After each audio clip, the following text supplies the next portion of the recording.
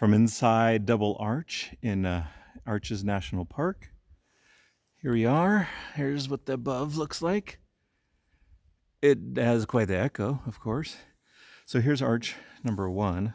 Boom. And then I'm pretty much under arch number 2. And it kind of just makes this little pseudo triangle.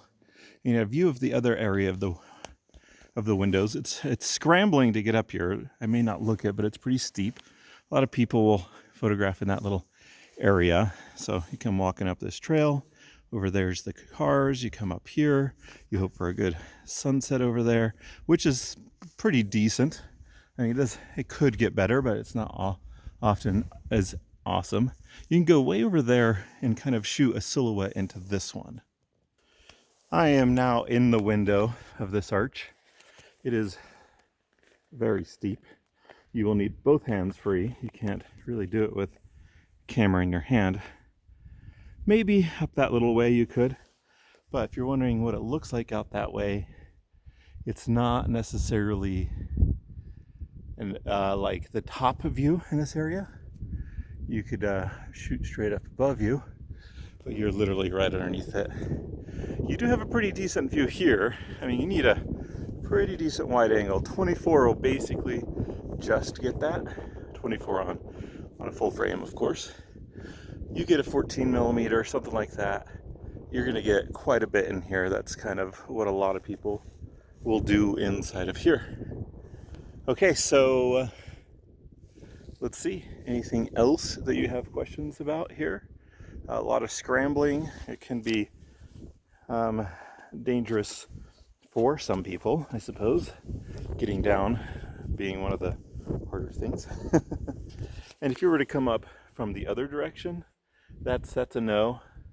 That's a no. And if you were to be over on one of those ledges, you're not necessarily going to get much of a view through this one, except boom, right there.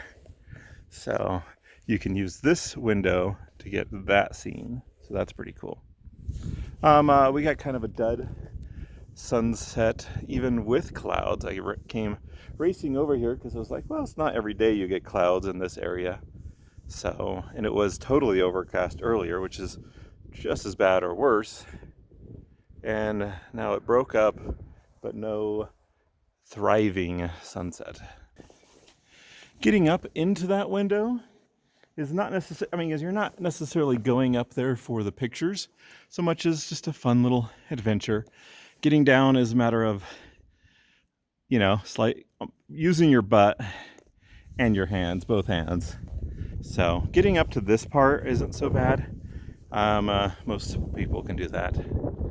But here's the view again to see if you even want that, because there are buildings and cars parked there and stuff like that. You could frame it a little bit more like that. But then again, you could get that view pretty much anywhere. So I think people come here to go shooting straight up with a very wide angle lens.